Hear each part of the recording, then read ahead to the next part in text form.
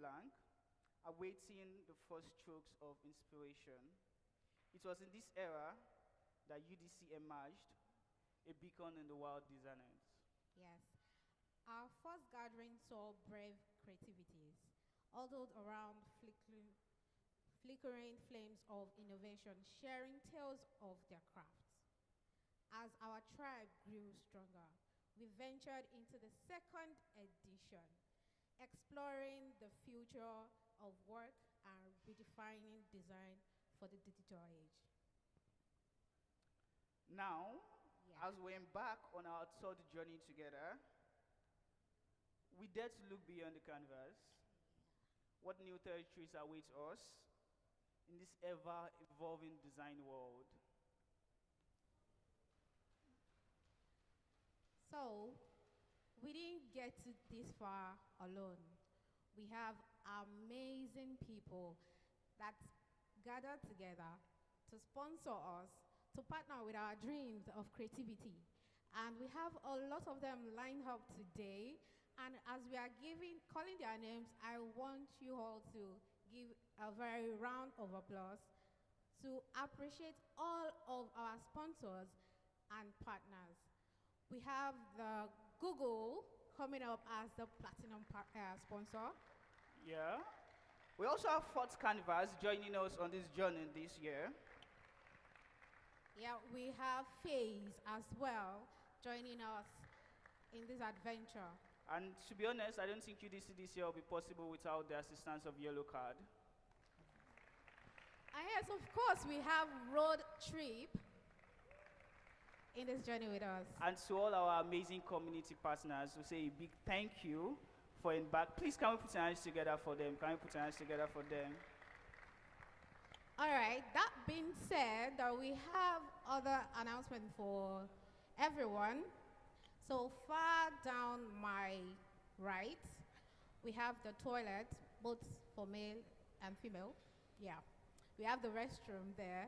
And then we have the exits. I'm sure nobody flew in here, right?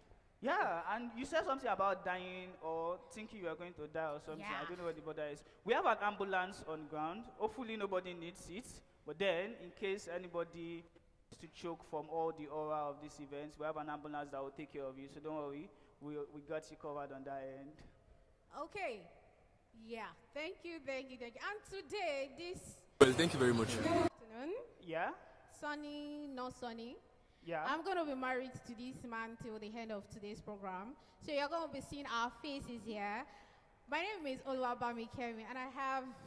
I'm Shalom. Shalom Adebola. Please put your hands together. Thank you. Thank you. And one thing we've been tasked to do today into tomorrow, actually, I'm just going to be open, right? We've not been paid, sadly.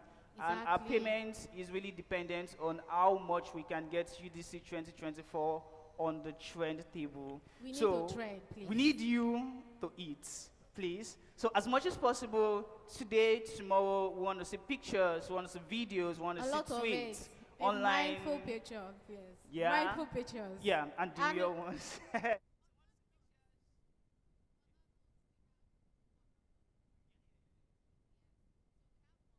There are hashtags.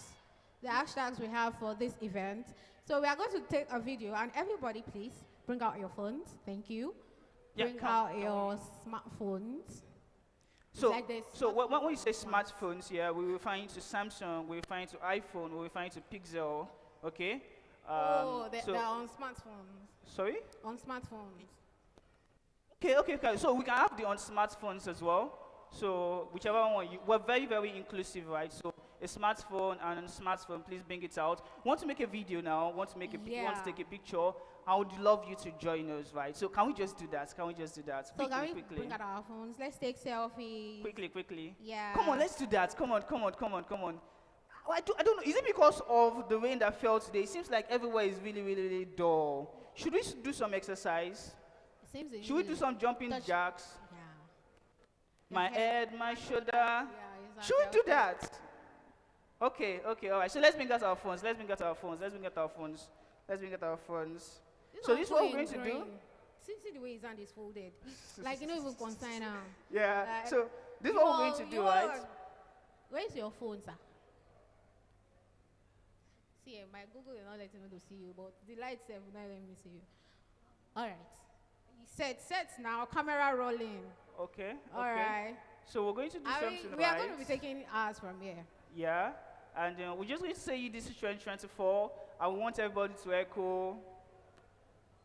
Now, let's do that again. We're going to say you this is 2024. I want everybody to echo. Come on, come on. We're going to say UDC 2024. I want everybody to echo. That's much like it. UDC 2024. UDC 2024. In a very demure and Kotsu way. So can we do that? Intentional. All right. So you know what I'm saying? All right. Let's go. Please bring your phones out. Bring your phones out. Bring your phones out. All right. Bring your phones out. Come on. All right. Let's go. 1, 2, 3. UDC 2024. UDC 2024. Beyond the canvas. I hope you guys can see how everybody is here early. I mean, it's a very, very mindful, very demure. Yeah. Please, can you put your hands together for yourself? Put your hands together for yourself. Okay, so we're going to be getting started with the events right now. We're going to be having our first keynote speaker, and unfortunately, he wasn't able to join us live, so he'll be reaching us virtually. It's going to be a quick, short charge, and I'm going to allow my wife to do the honors.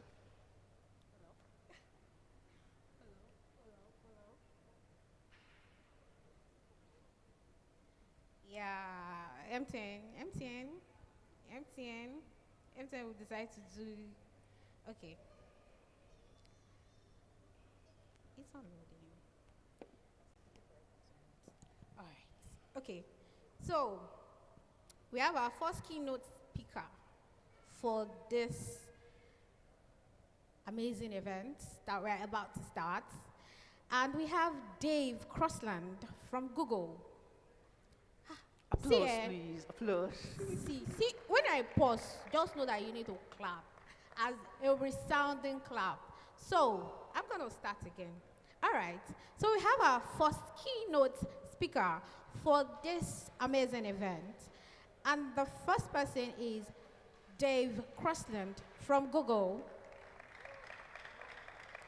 Yeah. Dave works at Fonts Google. Dave joined University of Reading UKMA Typeface Design Program in 2007 to 2009 with a mission to liberate typography. His student project, Cantoral, was in the launch of Google Fonts in 2010 and remains popular, being seen in the web by over 7 million people. Device-driven. You're forgetting our deal. Device-driven type design development for Google Fonts since 2011, commissioning 1,000 fonts from over 100 designers for the tens of writing systems around the world. He believes in the future of free time. Please, let's enjoy. Please make what day.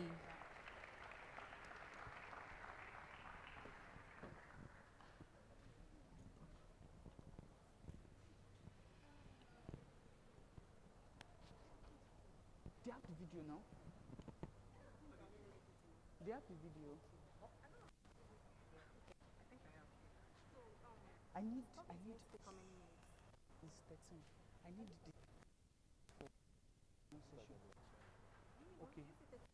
13. Can tomorrow this will be on Google Doc? Just put it on Google Doc now. Put it on Google Doc. You have it already. What is happening?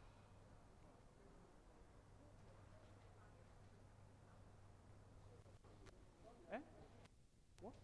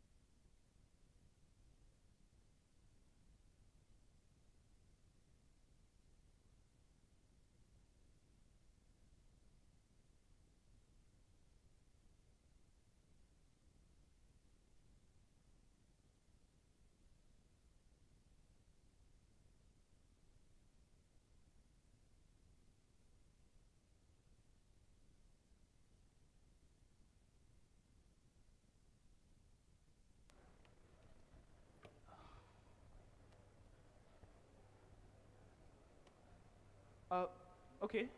What's are we going to what? Oh, sound. Wow. Oh my God. Oh, wow. Okay. Really do apologize for that.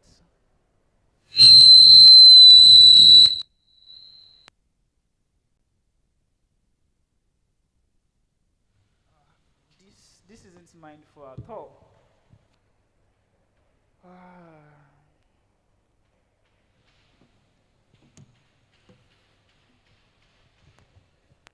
Are we getting that up anytime soon? Okay, so why that is up, I really do apologize. That's very, very embarrassing. I apologize for that. But why that is up, how many of us like this jersey I'm putting on?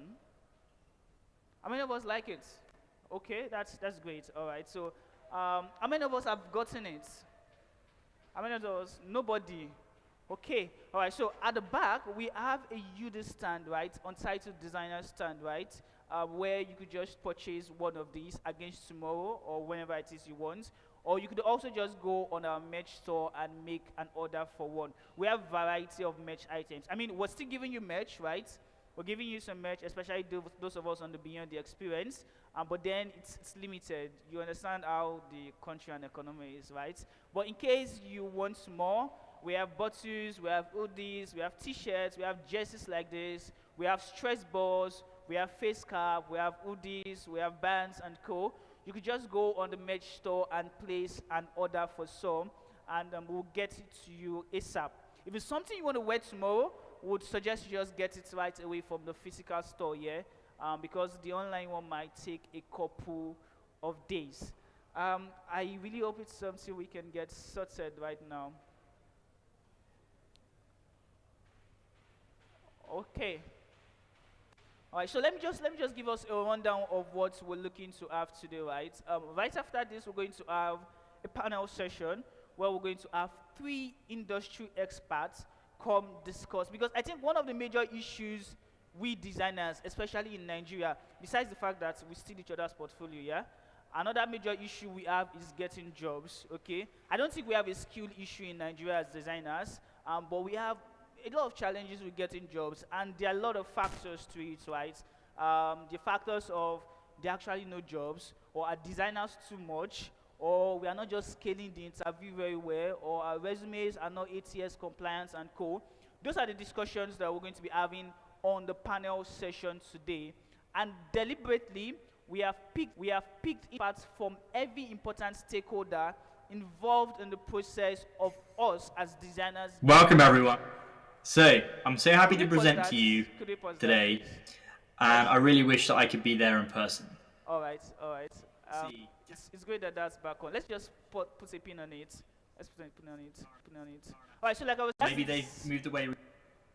That's the discussion we're going to be having. We're going to be having an expert product manager. We're going to be having an head of design at Kuda. We're going to be having an HR recruiter. We're going to be having a people culture person here, and that's one of the things we're going to be having. Then right after that, we're going to go into our workshop sessions, and our workshop sessions today are dedicated to practicals, right? And that's why we've encouraged that you come with your PCs, right? We were supposed to provide internet, but it seems the internet does not want to come.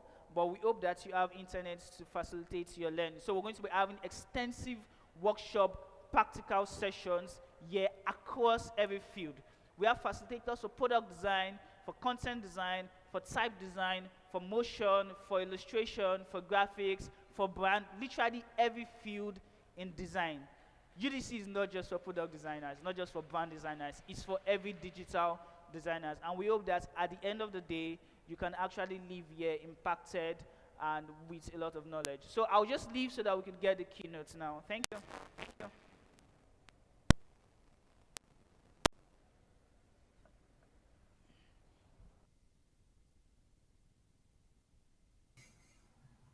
Welcome, everyone. So, I'm so happy to present to you today, and I really wish that I could be there in person. Here you can see 10 of the fonts that Google has commissioned recently from designers in sub-Saharan Africa. Or maybe they've moved away recently, or maybe they're diaspora. But these typefaces are really important because they're going to set a new standard for African type design. These fonts are now available, or will soon be available, in Google Fonts. The one that's reversed out there is coming soon. And these are all available under the SIL Open Font License. Font licensing is a very important topic because it normally determines what you can and cannot do with fonts. The Open Font License, however, has no restrictions. It respects your freedom to copy, share, use, and modify the fonts. That last thing, being able to modify the fonts, I think is very powerful. It means you can get hold of the source files and you can make customizations to these fonts. You can add missing symbols that you wish were there, or you can totally remix them into totally different designs. It's a really powerful freedom that the Open Font License offers all designers who get into the art of typeface design. So for today's talk, I want to get beyond the canvas and not talk directly to the things you need to know to become a type designer, but to address people who maybe have never thought of this as being a thing before. It's true, some people make a living from typeface design, and I want to share a couple of books with you which I think can help you get started in the journey into typography and type design, or you can share with your own clients and customers to help them appreciate what it is that you do. But first, I want to take us really beyond the canvas and turn away from typography for a second to talk about rock music. I saw this clip recently that I thought was a very special little insight into how we just can never know what the impact of what we can do can be. So it's a little clip, I'll play it to you in a second. It's about the rock band Foo Fighters, how that got started. As you may know, Dave Grohl started the Foo Fighters after the band Nirvana had fallen apart after the unfortunate early passing of the lead singer Kurt Cobain. And so let's see this clip and see how a t-shirt can change the world. In Ireland, where I'd been before. It's so beautiful there. I think it was 95 or 96, and we were down in Allies on the Beara Peninsula. In the Beara Peninsula on a holiday, and we hitched up to this place to go swimming. And I was driving around in my rental car and on a country road, and I saw this hitchhiker kid. But anyway, I was running ahead, and I saw a car there, so I thought I'd run up and hitch. And I thought, well, maybe I'll pick him up. When I was hitching, I looked into who was sitting in the passenger seat, but it was David Grohl. And I didn't recognize him firstly, but I saw this look of shock on a guy's face. And as I got closer to him, I saw that he had a Kurt Cobain t-shirt on. I was there like this, and I had a Nirvana t-shirt on with Kurt Cobain on it. And it was the one, it was black tie-dye with, the one with Kurt, where he has a mascara on his face. Anyway. And it was Kurt's face looking back at me. Jesus. In the middle of nowhere. I saw it, and he looked of shock, and next thing the car just tore off away, and I turned around to Kieran, and I was like, that was David Grohl. And nobody believed me. So Logan told us, I saw David Grohl, and I said, that's complete bullshit. I said, why would David Grohl be in the middle of nowhere? Because to us it was proper middle of nowhere. Yeah, it was absolutely in the middle of nowhere. And I said, and I hope he didn't see that t-shirt, because it was Kurt Cobain. And I realized, I can't outrun this. And then about 2 weeks ago, I saw this video of David Grohl talking about him being in the Ring of Kerry and touring around the area. And I was like, there you go, that was me. So I need to go home and fucking get back to work. And so I did. So you made the Foo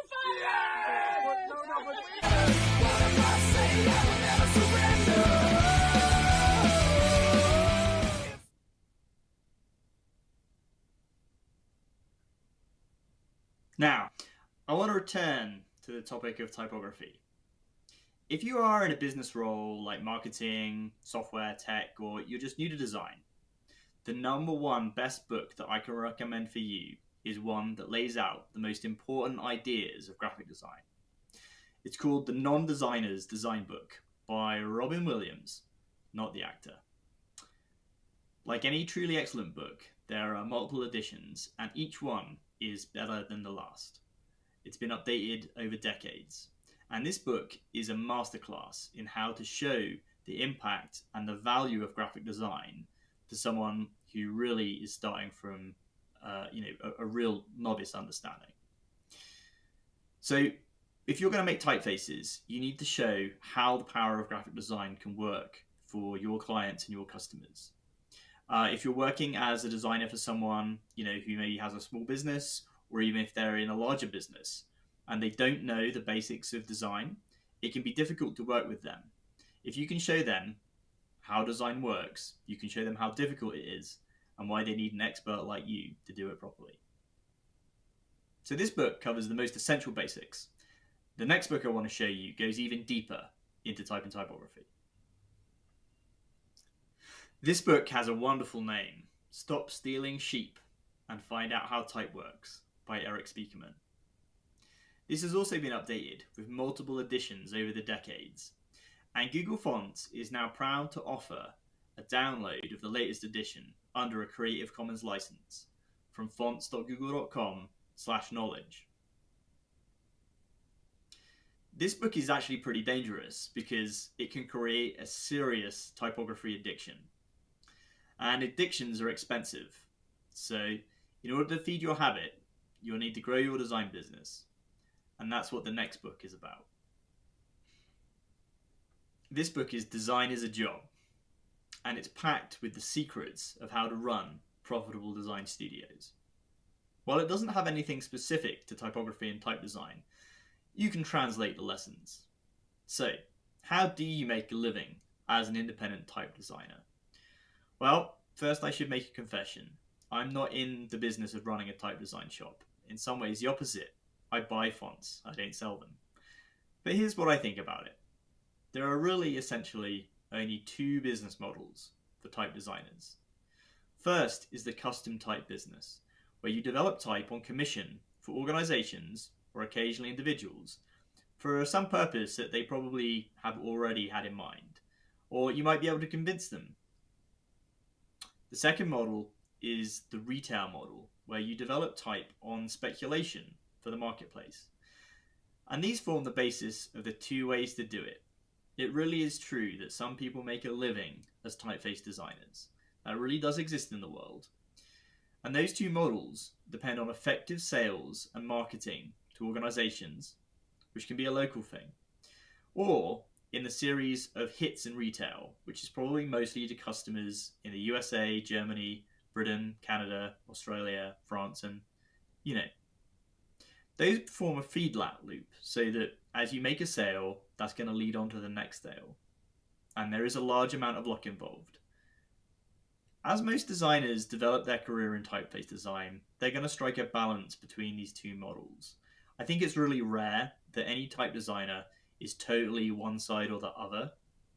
And that balance that makes sense for you is going to be determined by your own personality and temperament. And that requires the bedrock of being an educated person, to know thyself.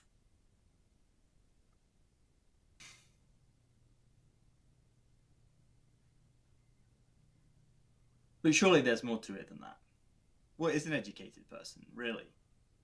Well, I came across this essay the other day by a favourite author of mine, and I figure if you can become an educated person, then becoming a type designer will not be too hard. This is 12 Reflections on an Educated Person by John Taylor Gatto. An educated person writes their own script through life. They are not a character in a government or corporation play, nor do they mouth the words of any intellectual's utopian fantasy. Education and intelligence are not the same thing. The educated person is self-determined to a large degree. Time doesn't hang heavily on an educated person's hands. She can be alone. She is seldom at a loss for what to do with time. An educated person possesses a blueprint of personal value, a unique philosophy which tends towards the absolute. It is not plastically relative, altering to suit present company or circumstances. Because of this absolute aspect, an educated person knows at all times who they are, what they will tolerate, and where to find peace. At the same time, an educated person is aware and respects community values, and even values strange to their experience. An educated person knows their rights and knows how to defend those rights. An educated person knows the ways of the human heart so well that they are tough to cheat or fool. An educated person possesses useful knowledge.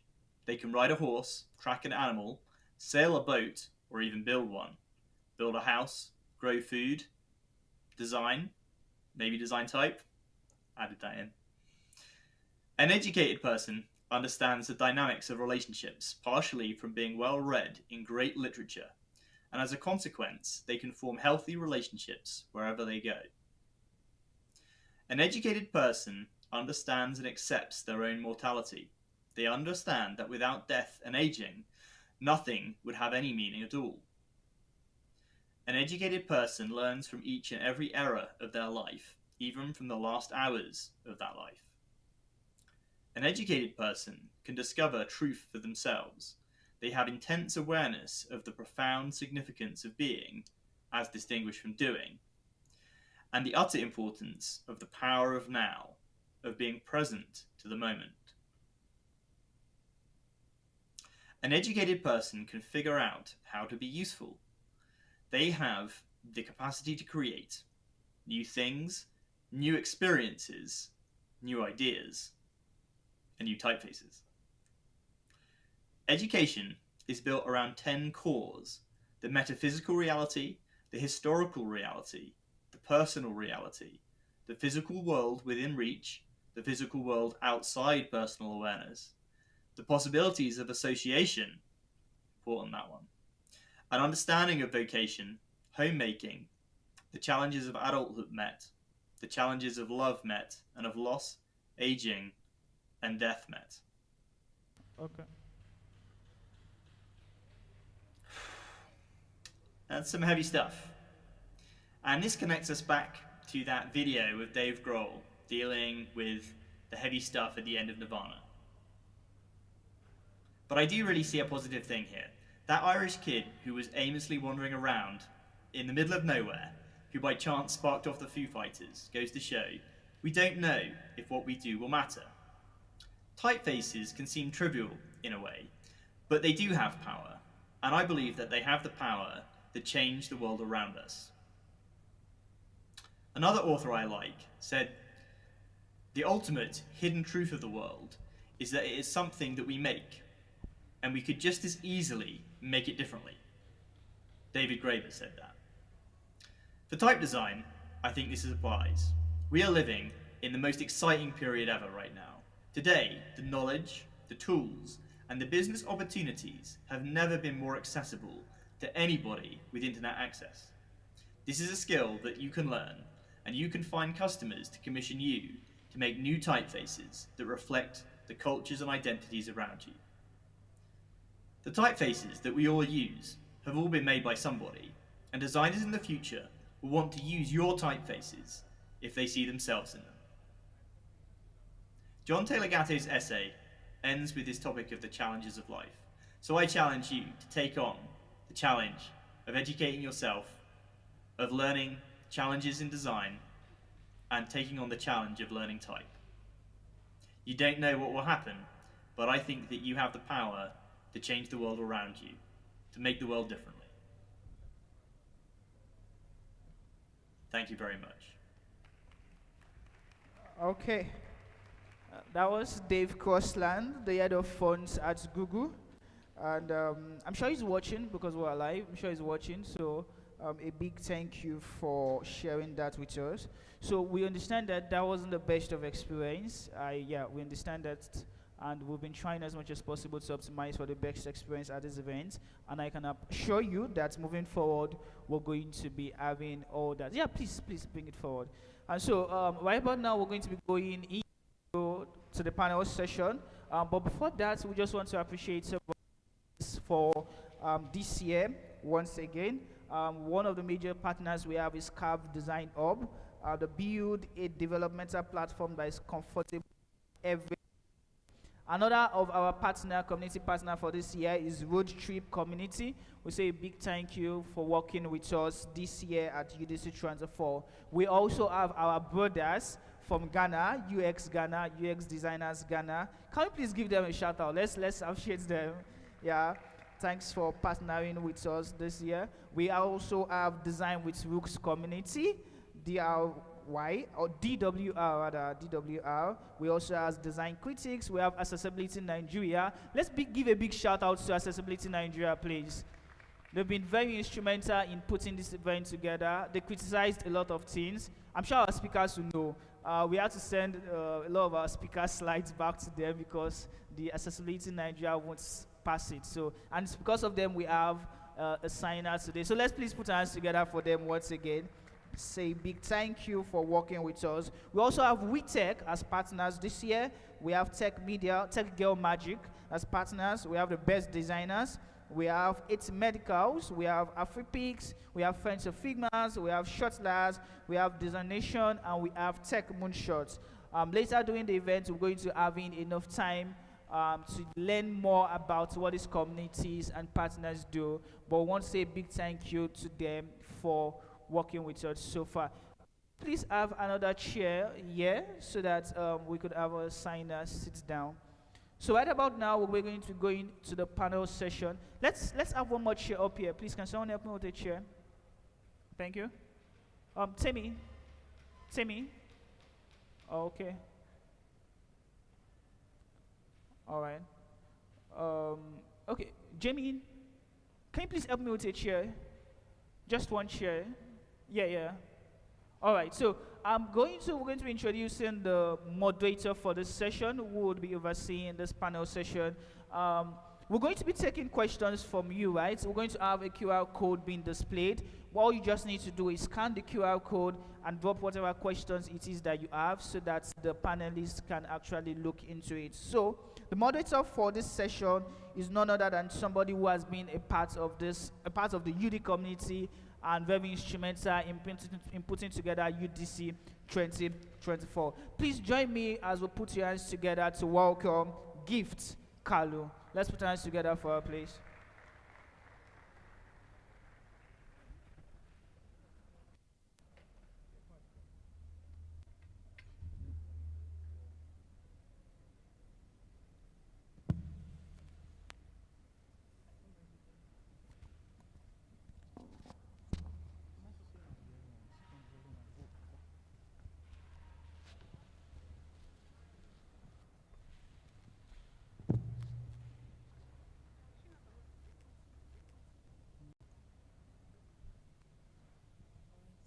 Hello, everybody.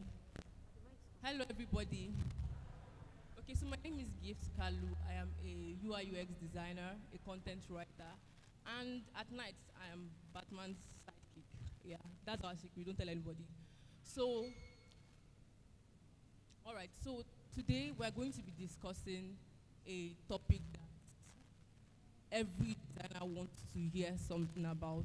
I mean, we've all been, whatever level we are in the design industry, we've all been in the process of applying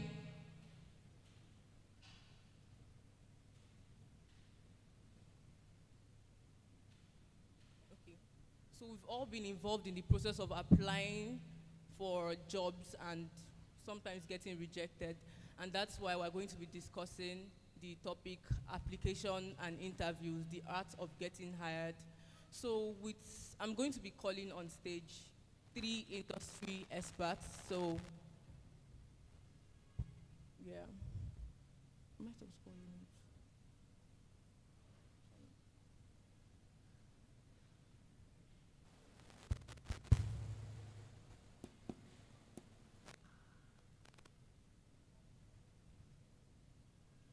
All right, so we're going to be having 3 industry experts to discuss this with us. We have Tunde Kabir Mason, Thank you.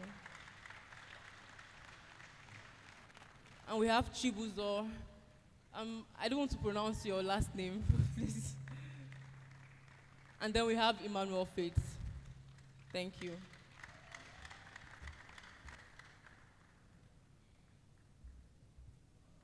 Let's keep clapping as they come on stage. Thank you.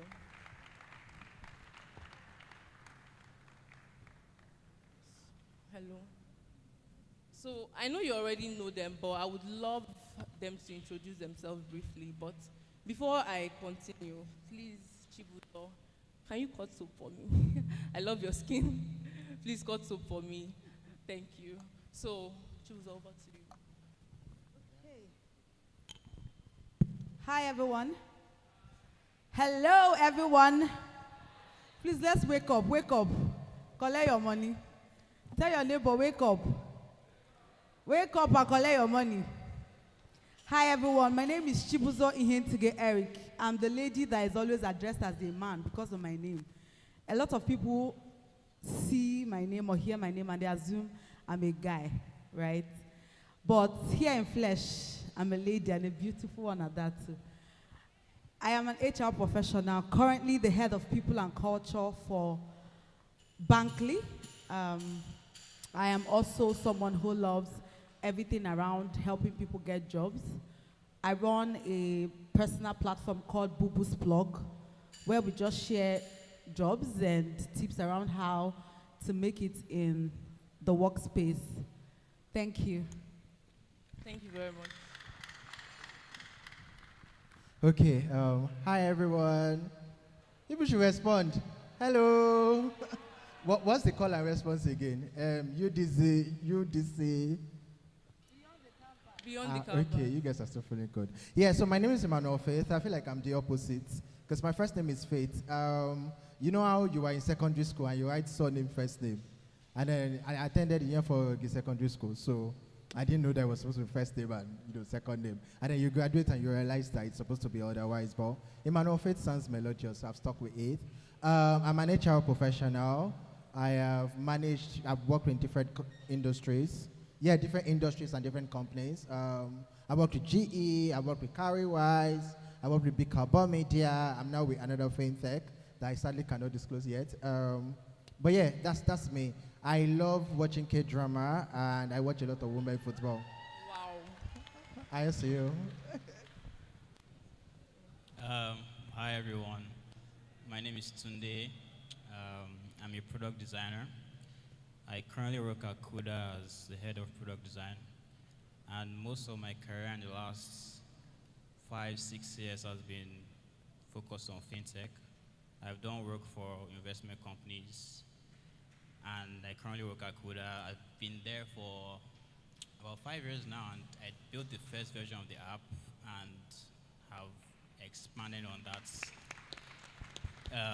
a lot since I've been there. I've done a lot of work there, and yeah, it's challenging and it's very rewarding because you get to see people use your thing, your baby, so to speak, and you see them complain and you see them laugh and cry at your designs, and it's pretty inspiring. So yeah. Thank you very much. Please, let's clap our hands. Thank you. So, application interviews getting hired. Like I said earlier, this is every designer has been through this stage. Every designer is at this phase because whether you're a senior designer, you're looking to upskill, you're looking to apply for the next big thing and everything. So I have like questions for you all, but before then, please can the QR code be displayed? We want everybody to be involved. So if you have questions, please send in your questions. Please don't ask for funds. 2, don't ask if anybody is married. Just questions on this topic. Please, are we clear? If I see any GoFundMe link, I will not say anything and it will not be displayed. Thank you very much. Please, let's comply. All right, so why that is happening? So Chibuzo, since COVID happened, we've moved from jobs being fully on-site to jobs being remote and hybrid. So how has that changed the recruitment process? Like, what challenges and what opportunities has it presented? Okay, before I answer that question, I want to give my phone to someone. No, I want to give my phone to someone in the audience. Who in the audience wants to collect my phone? Someone is here. Okay, so I can see 3 hands up. Before I give you my phone, hold on. Let me delete my personal data. Okay, so who's coming to collect my phone? Who wants to collect my phone? Please come. You want to collect my, you want to give, no, I want her to come. Thank you. Okay, so I'm not giving you my phone to take home. I want you to answer something that is on my phone. Please come. I want to show you something that is here, and I want you to read it out to everyone just before I answer her question. The first line and the responses. You can give her the mic. What does it say? Graduate trainings. Uh-huh. Responses 14,923. Please say that again. Graduate trainings. Responses is 14,923. Please, did we hear her? Did we hear her? Thank you, my phone. My phone. Okay, so before I answer her question, she just asked me the before COVID. So it's a question pre-COVID and post-COVID, right? How the landscape has changed. She just took my, I put up an application for a graduate trainee post, and I have 14,923 applicants. Did you hear that? 14,000. We're not even, are we up to 2,000 here? That means, imagine I put up a post, everybody here applied, multiply it by 10, right? Those are some of the things that have changed post-COVID. So before now, we could put out a post before COVID, and maybe they say, okay, walk into a place, bring your CVs and all that. But after COVID, a lot of things, we found ways to now, get our application out there through electronic media, and I can put up a post. I am currently hiring for a UI/UX designer, so I might find my candidate here. And that's real. I am really hiring a UI/UX designer, mid-level. So, you just shot it short, please. I need to find that person. So, what has happened for us is that we get a lot more applications now. That's one thing. People use COVID to develop themselves. I met someone today, she told me that she's an icon designer. I never knew there was something like that.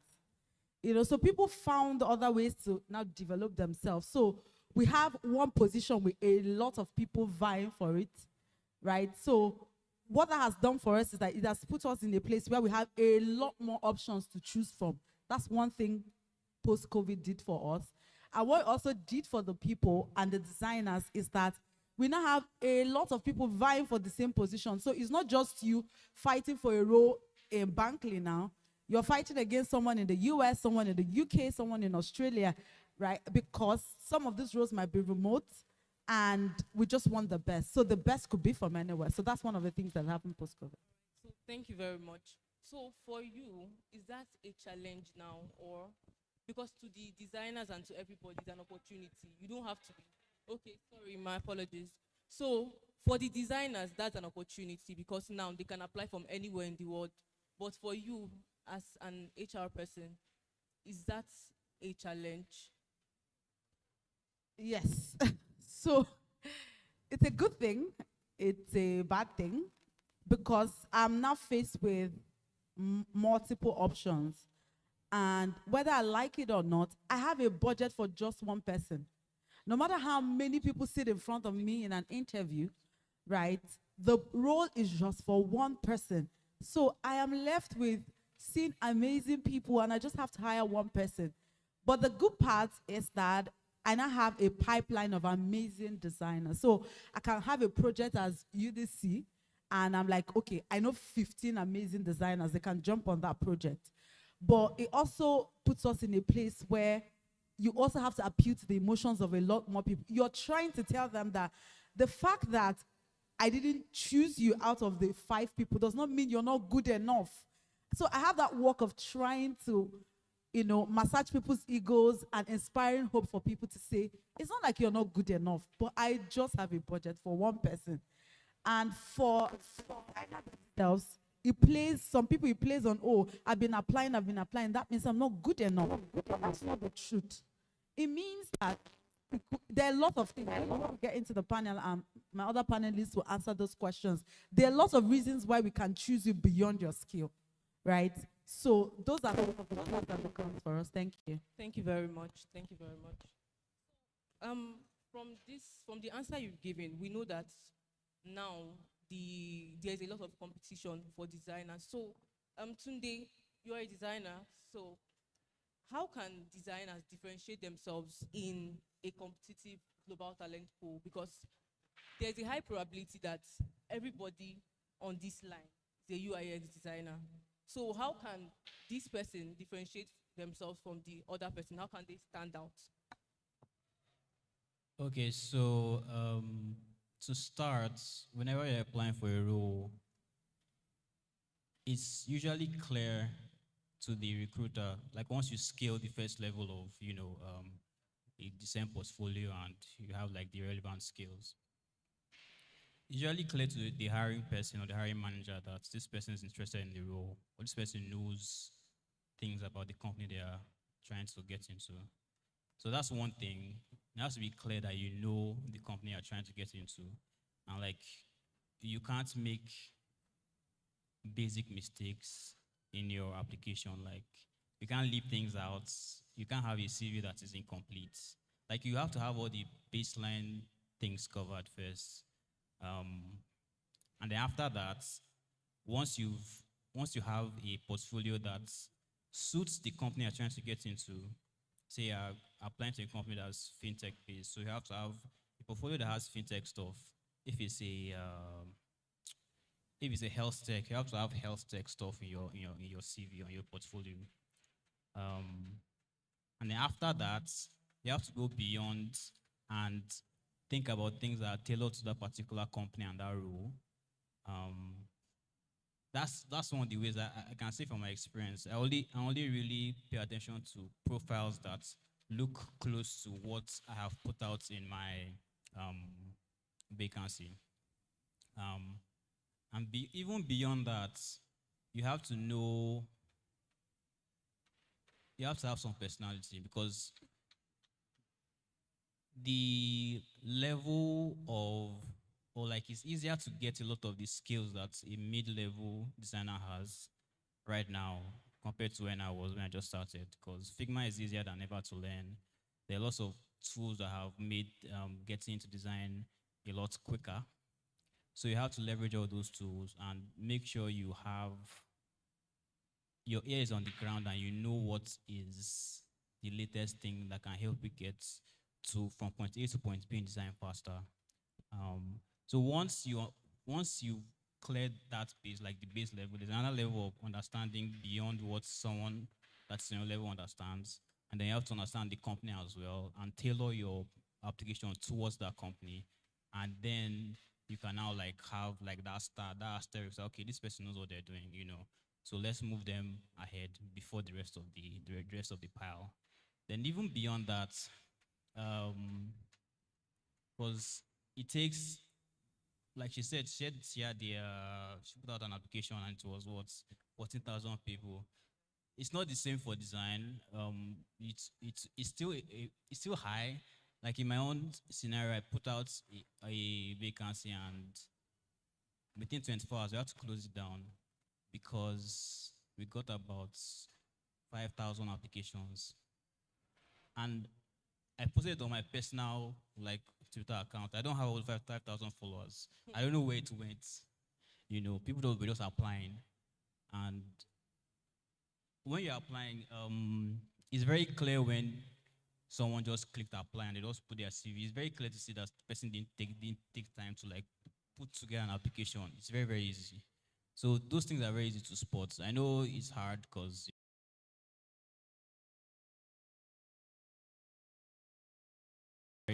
hiring manager to put some effort into the application or not. And you have to really, really take your time and, tailor what you're doing into, that company. And it helps if you already have some experience. If you don't, then take some time and come back again. But yeah, it's not straightforward and takes a lot of work and intentionality.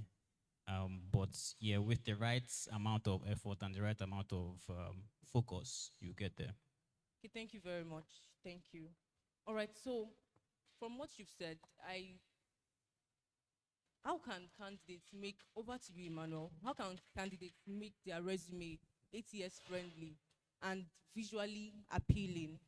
And what pitfalls should be avoided? Because it is clear that a designer can be very good. You can have like a good portfolio and everything. So how do they deal with this? Or what can they do about this? Okay then, yeah, so hi everyone. Just picking up from where both of them have stopped. I think that the first thing is a lot of you designers pay attention to your technical competence and all that, and that's very fantastic. And that's the base level that he was talking about. But as you move forward and, my colleagues start eliminating people, one of the things then either the hiring manager or the HR or the two, both of them, begin to watch out for is what are the additional soft skills that you have? What are the differentiating factors that you have? For instance, you've worked with an health tech, and then you're applying to an health tech, like he said. So additionally, have you volunteered, for example, with JCI? Are there JCI guys in the building? JCs? Okay, yeah. So have you volunteered with JCI or ISEC or Anunsa? And have you designed something that had to do with maybe an health, something? Have you, Life Bank does blood donor day every year. Have you done something related to that? So the first thing that recruiters look out for is you have your basic design skill logged down. Great, awesome. What are the other additional things that you've done? The second part, and I want to put this out now because I don't know if we'll get there, is what is the impact of your design? So you can say, I designed the landing page for Bankley, or I designed the careers page for Kuda. And then you can say, I designed the landing page for Bankley, maybe increasing or reducing wait time or turnover time of something by 50%. Now, how did you get that data? Go to the CX team. Oh, this landing page that we even designed for these customers to be able to do this. Has this reduced the time that they spend on that feature? But an average designer just designs and then move on. What is the impact of the work that you've done, and how are you able to quantify that impact, in the work that you are doing? Maybe the last one is one of the things. I mean, I managed to design for the 2.5 years that I spent at CarryWise, and I know that one of the things we deliberately watch out for is how has this designer worked with other teams? So we actually watch out for things like, oh, I designed this landing page that helped customer XYZ. I did this that helped the data science team XYZ. So again, because it's very competitive, it's no more about how beautiful your type font is or how amazing your Figma, layout is. It's about, do you know the solution? Do you know the impact of the design work that you're doing? Are you able to quantify that impact and sell it to the recruiter, even in the basic CV format? Yeah. All right, thank you very much. You can clap. Thank you. All right. Thank you very much. So, what if it's in the case where there is no recruiter and it is an ATS, an applicant tracking system? How can they make their resumes ATS friendly? Okay, great. And I would love Chibuzo to contribute here. So one is, I loved when he said that you were able to differentiate between someone that just say, oh, this is a role I apply, and someone that took out time to apply. Random tip, either you're a designer or not. What I do when I see a JD as an applicant now, I'm not talking as an HR, is I look at everything in the JD. I look at the keywords, and I ensure that at least 75% of that keyword is on my resume. For instance, Bankley can make a call for a mid-level designer and say, oh, we want a mid-level designer with 3 to 5 years experience, must be able to use CorelDRAW, Figma, I don't know all those tools.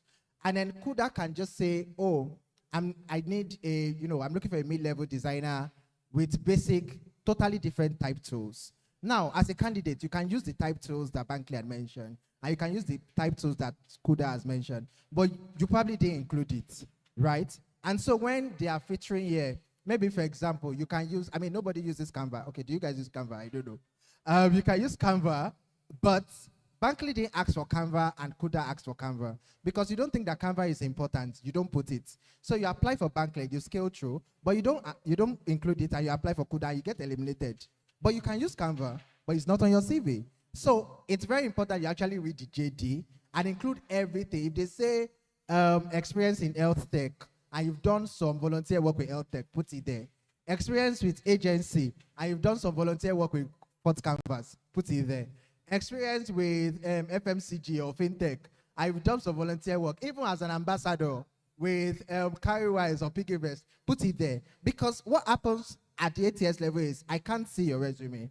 Chibuzo can't see your resume. He can't see your resume. But I've programmed some things into my ATS to eliminate some things. So you need to put all those things I've highlighted in the JD, put them on your resume so that you at least be able to scroll through that first round.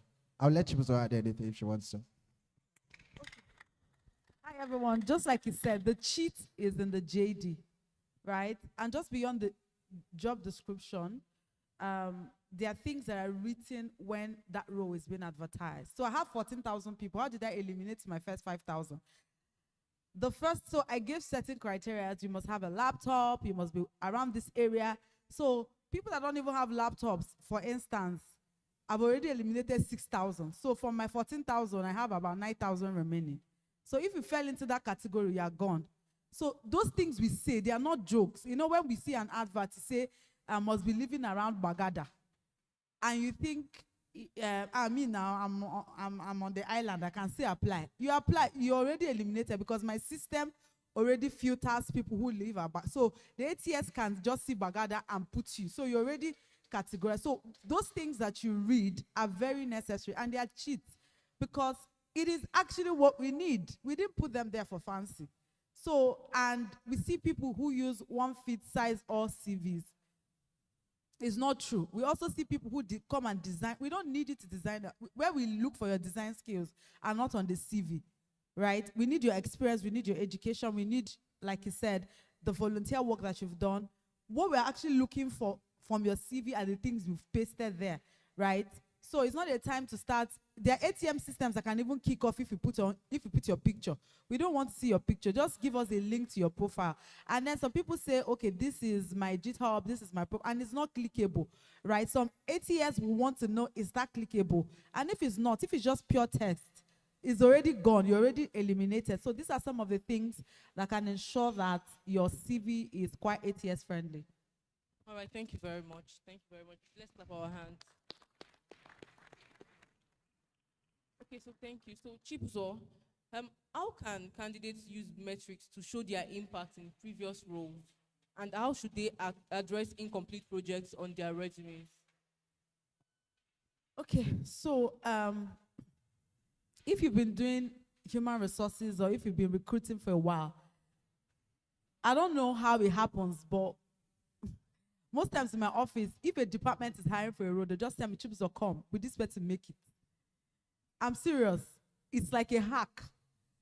I get into a room, I know who is going to scale through. Right? And so I'm taking it a bit further to interviews now and also to your resume, right? Because the resume can get you into the door. I know that we don't have time, so I'm trying to compress the responses.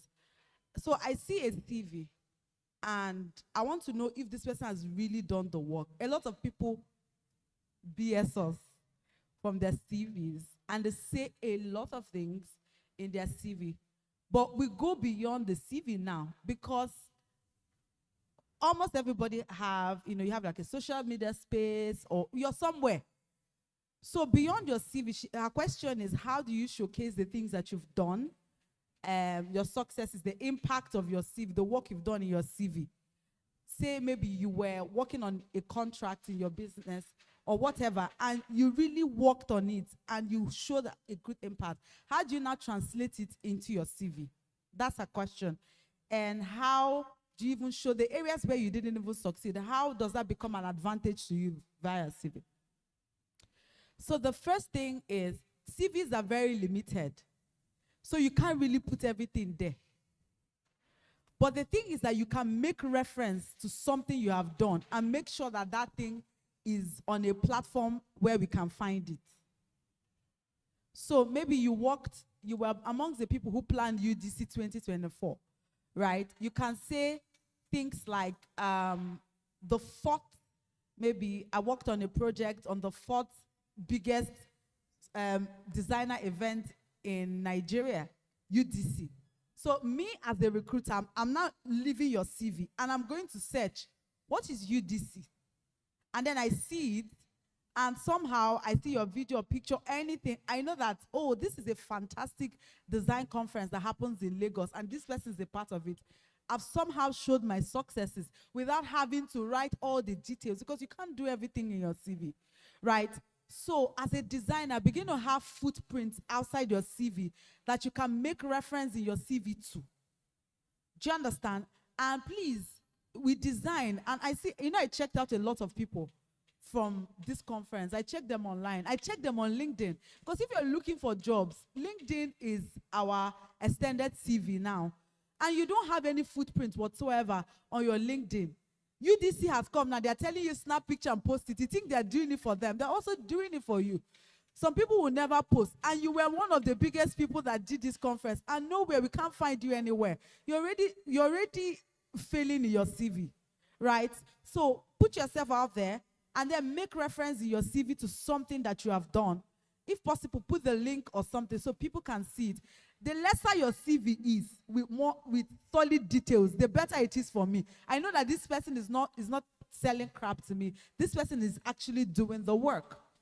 And another thing that we like is that we don't want people to paint themselves as Mr. Perfect. So everything I do, I've done it so well. There are also ways you can talk about failures in your CV that gives you a good point. You could say something like, maybe there was an event that UDC came from. Maybe it was PWD. And we say PWD failed in 2023, but however, we reiterated and UDC 2024 was formed.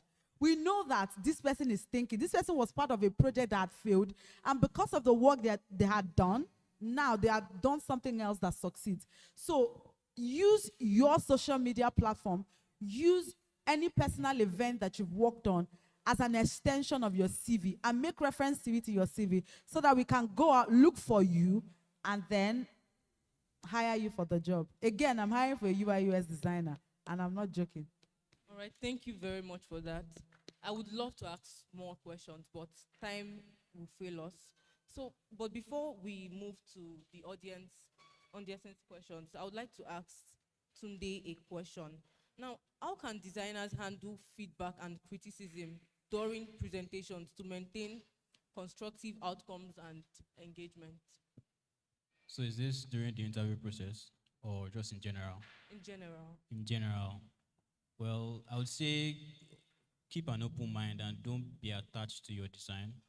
I mean, at the end of the day, you're doing something for someone or a company that has outcomes that they want to, attain, or KPIs, things like that. Numbers that need to go up or go down. So don't feel attached to your design. Always be open to feedback, no matter how harsh it may be at the start. Don't. Your natural reaction is the wrong reaction if you get critical feedback. Just be quiet and take it in. I mean, sometimes it's irrational, but to start, listen to what they say beyond what is on the surface. There's usually some concern there or some valid points that you can take there. Apart from that, I think, I think that's really is have an open mind and don't be attached to your design. That's my own mantra. I mean, earlier in my career, I had issues where I almost fought people because they were criticizing my design. But at the end of the day, I realized that it's not really about you. It's about if your design it looks nice and then it fails and your company goes under, no more salary for you. So yeah, you have to really look at the big picture. Okay, so I was gonna ask something to what she said, but now I think that my addition will just fit into what both contributions have said. So when she was talking about leaving digital footprints, I just a memory just came to mind. How many of us know Felix Sayola? Is he around? I know he's supposed to come around. Okay, he's not around yet. One of the most exciting design projects I've seen was when it took us through the storytelling of how he designed PC Timmy's Founders Connect last year.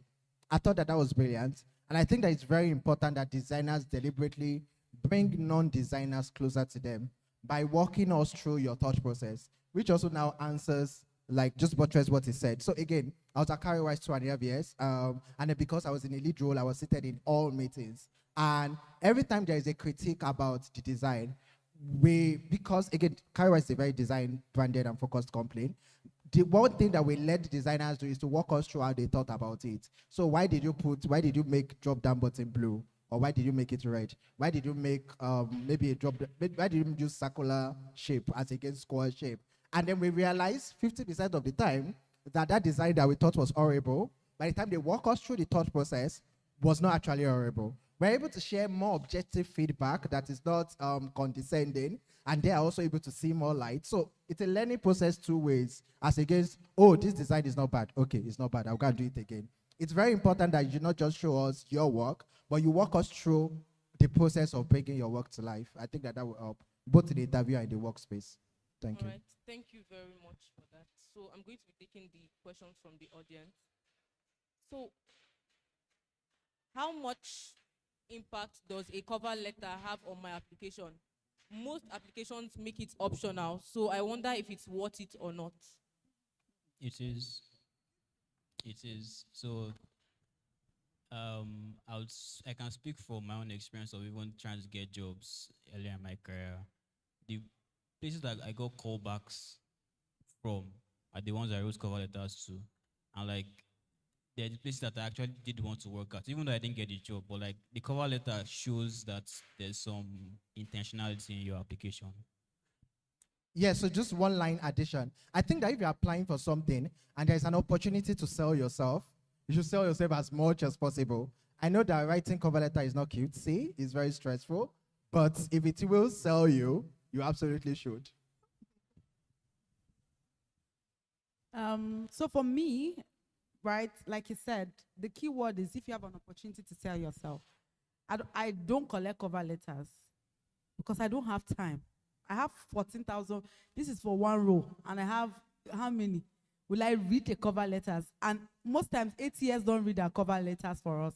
We have to read it. So most times, when I have an opportunity to maybe put out a job that I need a cover letter, please make it very brief and tell me why I will hire you. And I've also seen cover letters that made me hire people because they were, don't come and tell me I'm a very multi-talented. I don't have time. You're multi-talented, but how? Do you understand? So I rather prefer that you told me I worked on UDC, I worked on this TF, I worked on this. That shows me that you're already multi-talented. All these are multi-talented, I am very purposeful, and I thereby employ that is a waste of my time, honestly, right? So if you're going to do a cover letter, please do it well. Take out time, and it's like an elevator pitch. In the first 1 second, 2 seconds, that's how you get my attention. And a lot of recruiters are like that. So in the first 2 lines, why would I hire you? Sometimes a cover letter can even make me not even go into the CV. So if, don't spoil your chances by not putting in the work to do a cover letter. Okay, so, but the essence of a cover letter, there's no root to it, is you're telling me why I should hire you. All right, thank you very much. Number 2, what changed your career perspective when it looks like you are stagnant with growth? Okay. Honestly, I've never been stagnant in my career. So I'm not going to come here and paint a picture of I've gotten to a point in my career where I was stagnant. But maybe not in the sense of stagnancy of starting out. I've had discomfort in my career, so I wouldn't call it stagnancy. I've gotten to a point in my career where I'm like, I need something more. Something more, not another job. Because we hear people say, I'm stagnant, I'm stuck. The first thing is that they're putting out an application to look for another job. Stagnancy could mean that I need something to challenge me within that particular business or office or unit that I'm in, right? So if that's what that stagnancy means, I've had times where I felt stuck maybe at a particular thing, not the work, not the office.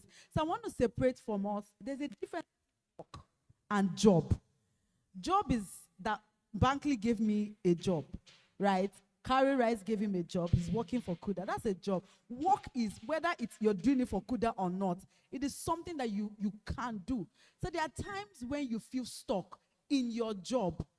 Go back to your work. You can do something else. You can do a design project that it doesn't have anything to do with your job at all. You can take up a project, and before you know it, you get that motivation again to keep doing the things that. So for me, my life philosophy is always have something bigger than you at every time. As I am now, I have something that's scaring me to do, because that's what makes me wake up every day, to even go to the office, to do other things. So always have something bigger than you. So have a design project that you're doing that is always bigger than you. So they say it's not possible to do. Now that one I won't do now.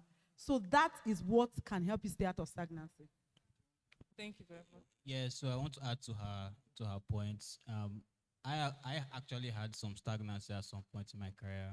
I worked at an agency, and agency work is different from working at a company like Carrywise or Kuda, because at companies that are building a single product, you focus on that product and you see things from start to finish.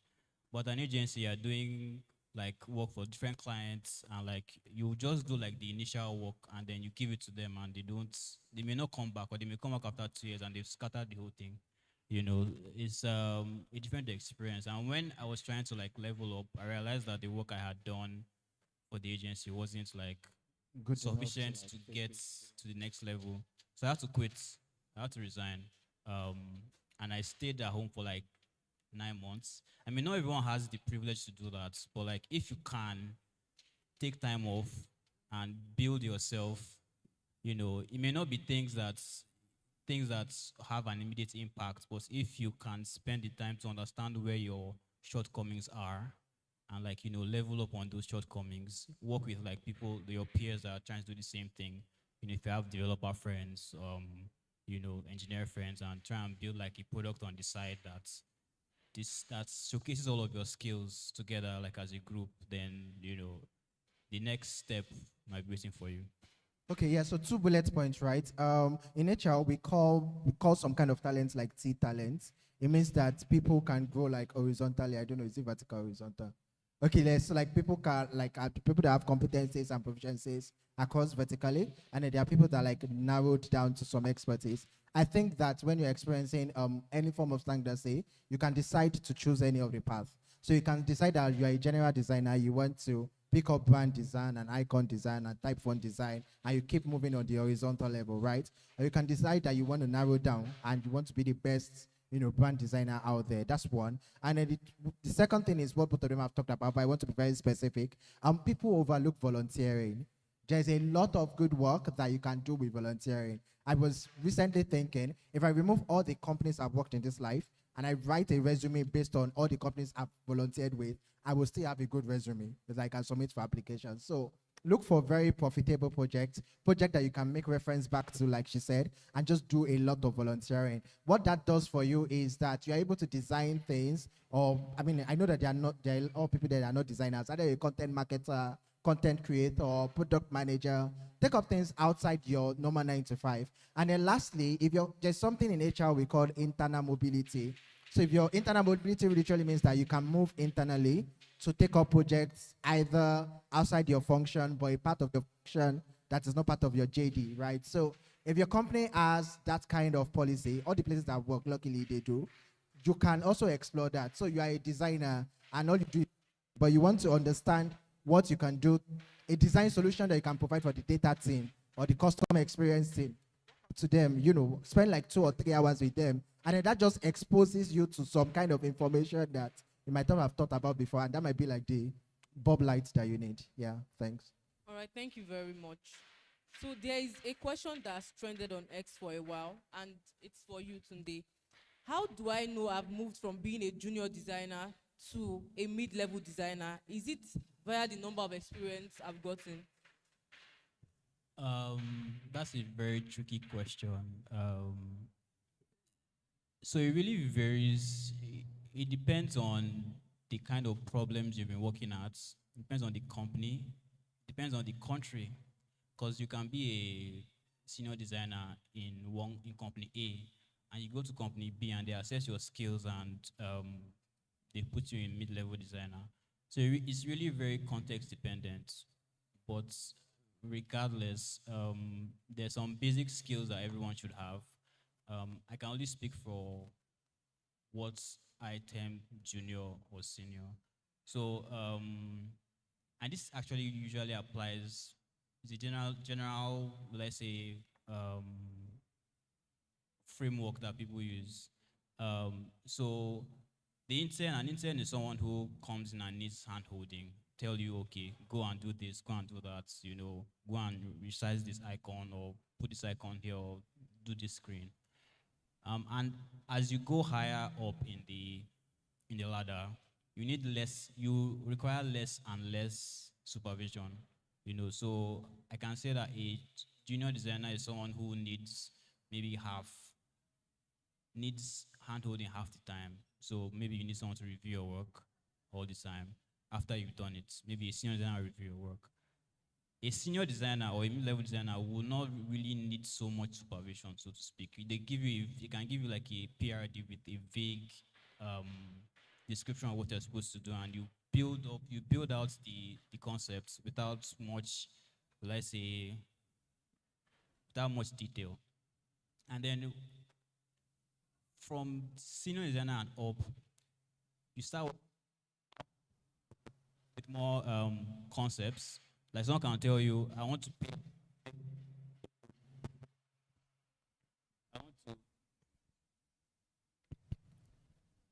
to make payments with my shoe. I want to receive money with my nose. And then you take that concept and then you build out like an entire feature on your own and come back with a fully fleshed thing, and then people give feedback. So I think all those levels are just descriptors for how much ambiguity you can deal with as a designer. And like the more ambiguous the challenge, the more senior I would say you are. All right, thank you very much for that. There are more questions and we'll try to answer them on X, but we have to wrap up right now. Thank you very much. All right, so before we end the session, thank you. You can keep clapping. You can do better. Thank you. Thank you very much. So before we wrap up, any final words for designers, newbies, anybody, any final words?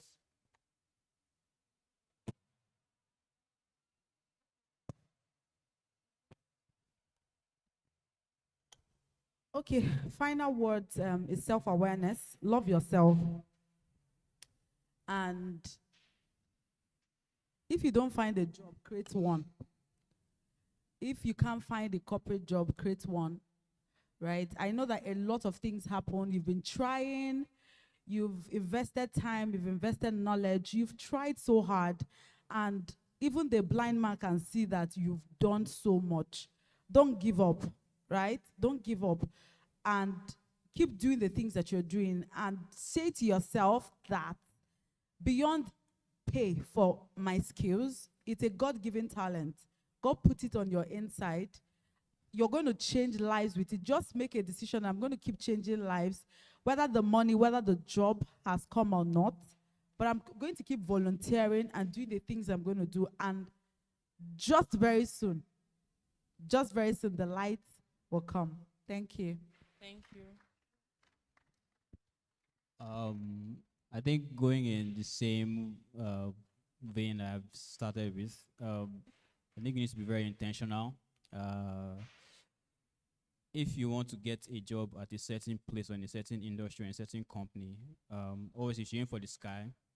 But like you need to know what is going on in that place and tailor everything you're doing, everything you volunteer at, every project you work on, every item in your case studies has to be focused or tailored to that goal that you set.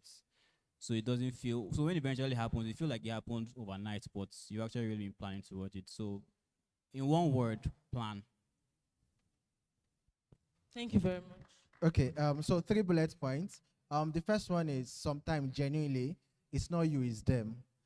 I know it sounds like a backup line, but Yeah, it's not you, it's them. It's just a lot of competition. It's just a lot of, they just have one budget. And sadly, you are good, but their budget is just one. So you are really good. It's just them. Two, put yourself out there. I know that it's now cliche, but it is true.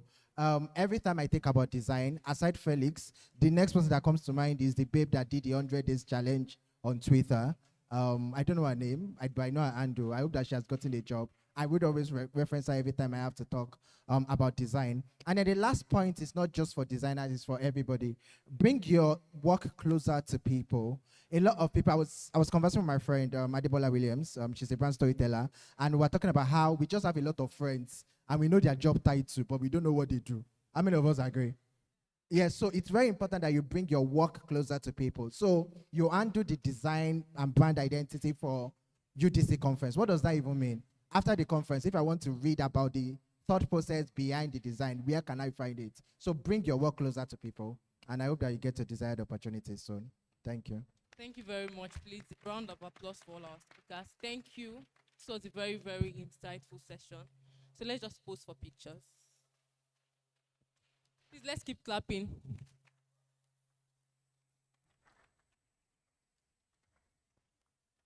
Can we put our hands together? Let's put our hands together for them. Let's appreciate them. That was a beautiful session. Yeah. And I think it's a session that really, really speaks to every one of us. For instance, myself, I don't know how many job applications I've sent out or filled. Oh my days. And it even gets, some of these job applications are actually interesting. Like, why not just collect my CV? You collect my CV, then you still ask me to fill in the information on my CV in your platform. Then you finish, you say I should do video, do this, and it's just exhausting. And I was glad that we were able to have this conversation. Wait, and I hope, yeah. Do you know what I do? I know you do your best. So do I bring my work close enough to you? Yeah, certainly. So, but I'm not do my best. giving jobs. I'm not. So that's why I can't hire you, and I can pay you actually. All right. Okay. No. Oh, please, can we have volunteers? See, if I start to share my story of recruiters, how many job applications have you sent out in 2024? I think I lost count. I actually stopped. Yeah. I was jobless for about 6 months. I've not had a 5 job months since. I've not had a job since February 2023. By the way. Oh my day! From when? February 2023. All right, President General. Yeah. So we're going to be going to the next session now. We have breakouts, like we mentioned earlier. But before we do that, like we said, we're generous people, right? We just got married. Something for you. Yeah, we just got married, so our honeymoon gifts. There were a lot of gifts we got that I want to share with a number of people, right? I shouldn't have. I let the cat out of the bag before. But either way, it's fine. Yeah, so we're going to be doing something very, very simple right now while we get our breakout set up. Do you want to tell them? Yes, I want to tell them. But before then, do we have? Yeah, folks, I want to help us get this out. So I'm excited about this one. People that have been to some of the events that I've hosted before, they might or might not have seen me play this game, but I came here today with a twist of it. So I need volunteers, actually. If you know you are confident, went to primary school, preschool, nursery, kindergarten, and then you went to, there's new names for all these things now.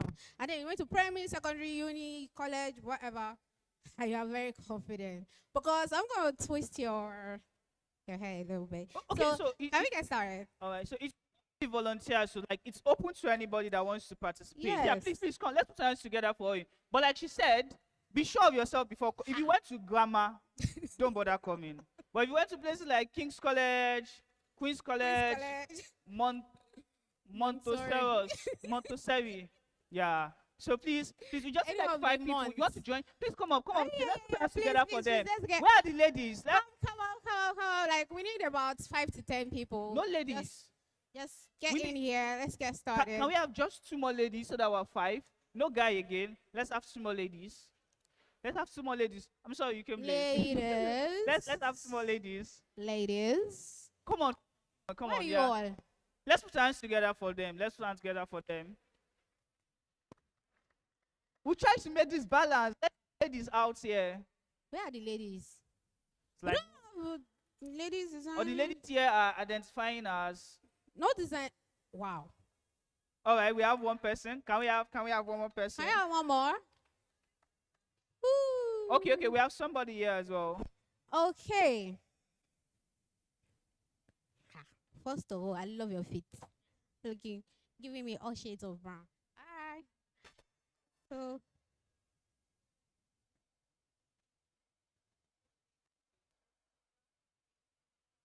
Okay, we're waiting for you, ma'am.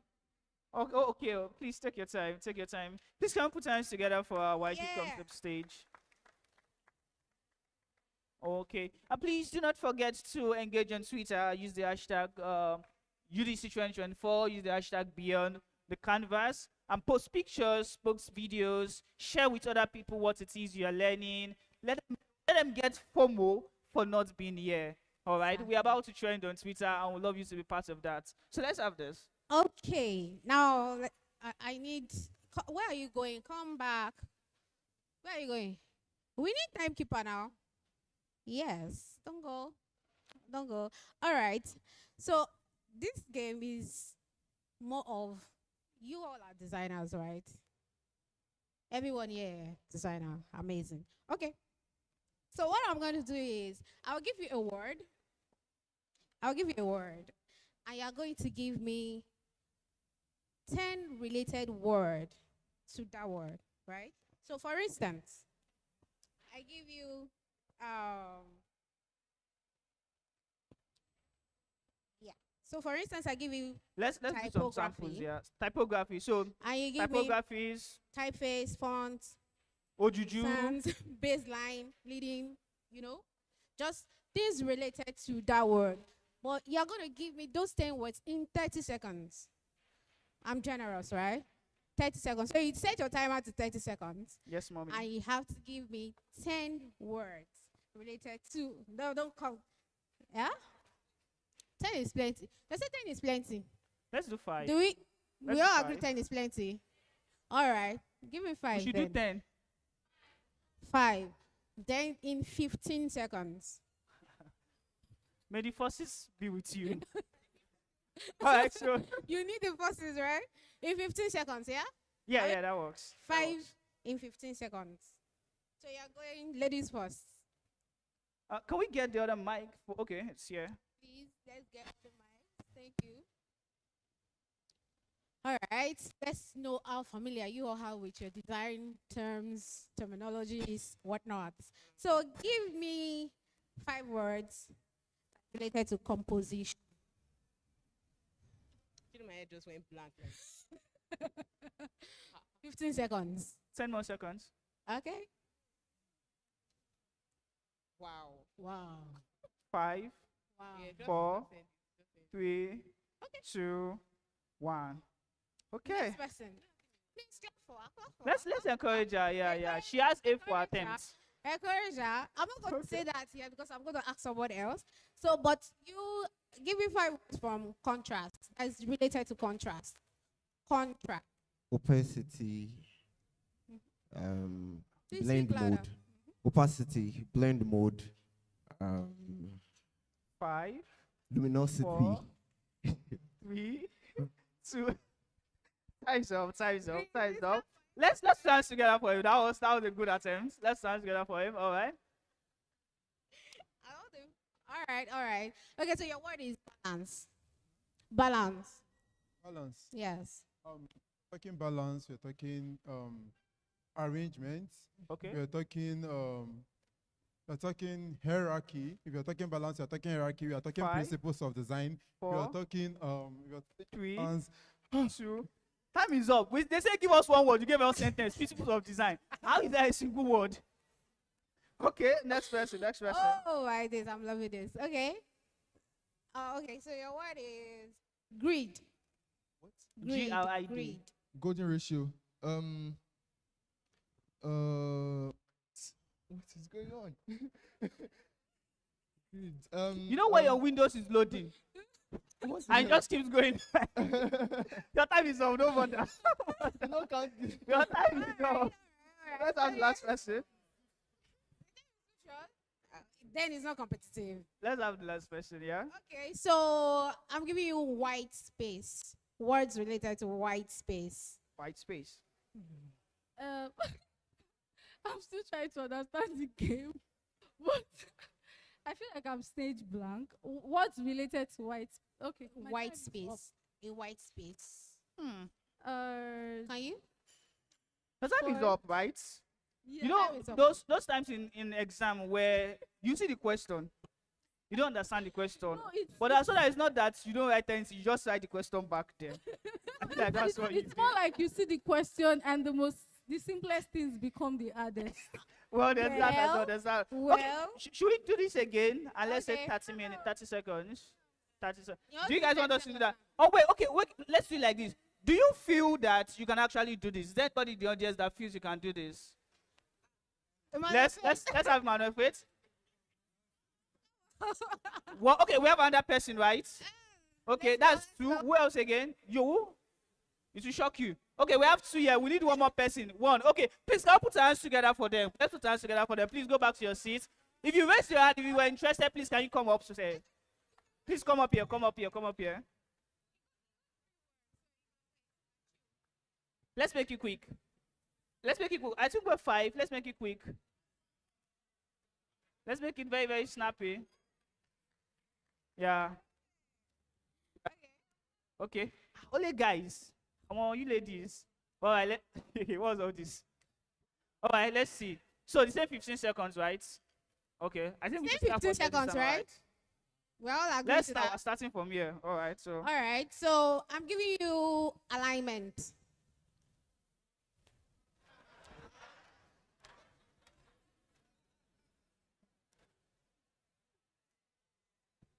Five, 4. You can even breathe into the microphone, sir. Your time is. You could have even just breathe into the microphone. All right. Next person. Next You want person. to steal? You are sitting down. You could have just stayed there. You are okay. All right. Let's have next one. All right. Okay. I'm still going to bring all this word back. Okay, so the next word, hierarchy. Hierarchy, you have contrast, you have layout, you have leading. Your time is up, sir. Your time is up. Let's put hands together for you. That was much better. Okay. Okay. Let's have the next person. Okay. So the next word, palette. Palette. Colors,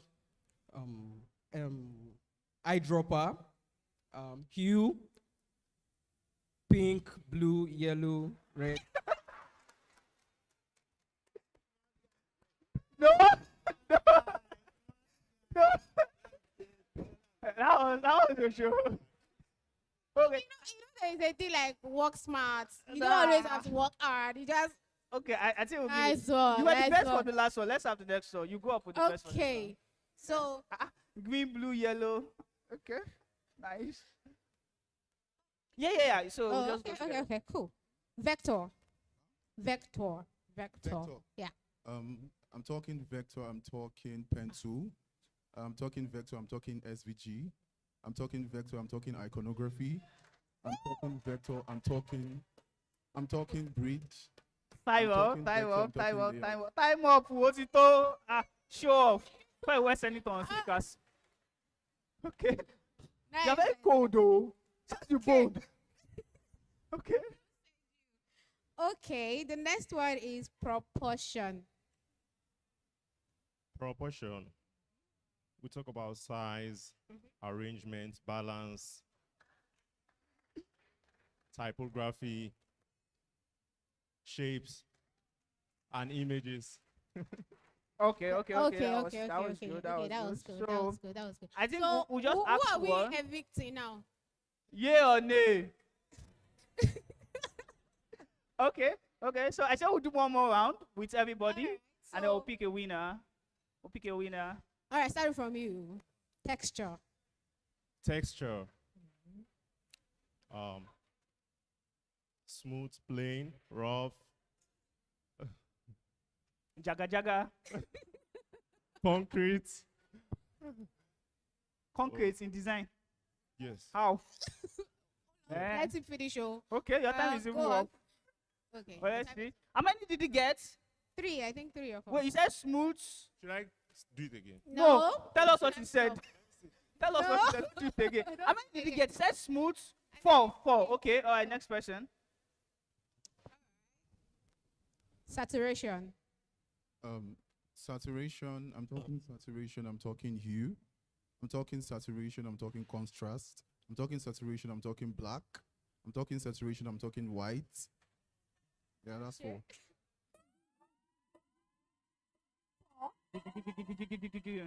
Is that 5?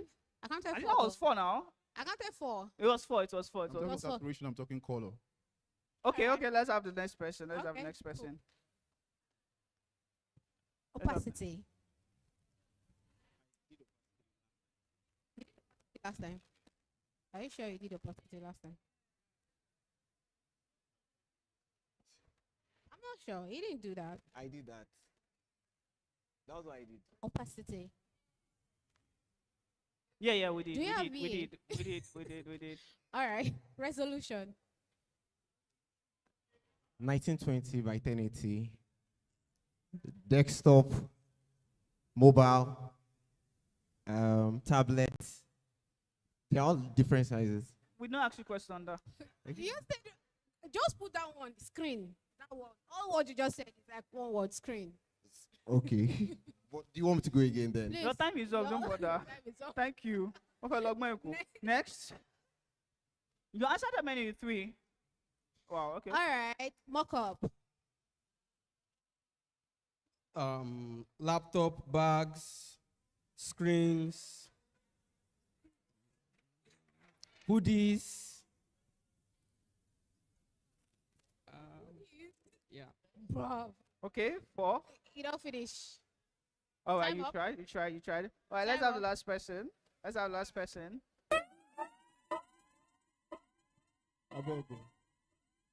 person. Designer. UI UX designer, brand designer. Yes, so. Fly designer. Logo designer. Go on. Your time is up. You got the easiest one. From Brand, type, icon. You just be listing it. How many did you list? You listed 3. this creator, artist, innovator, How many did you developer, list? conceptualizer, How illustrator, many did you planner, list, please? architect. 5? Was it 5? No, it was not up to 5. You listed 3. No, you listed 3. You said wasn't logo, you counting. said brand, you said UI UX. All right, so who is going now? What? Flyer designer. Okay. Wow. Flyer designer. Wait. This is so. I think you are the only one that graphics? got 3, right? You're the only one that said 3 now. Somebody said 3. Who said 3? You said 4. Okay, so can we have just only the people that mentioned 4? Then we'll go the last time. Let's put hands together for every other person. Let's put hands together for now. I know you got 4. Who else got 4? Oh, and yeah. So let's put hands together for the 2 of them. Thank you. Go to your Yes, seat. please. Yes, Thank please. you. You tried, but you didn't Thank get you there. very Please much. drop the microphone. You You said also- you 3. go for? My God. VA no day. You said 3. Let's put hands together for him, please. Okay. Now we are getting chilled, right? So your next word is canvas. Canvas. Canvas. Mhm. Okay. Wood. Glass.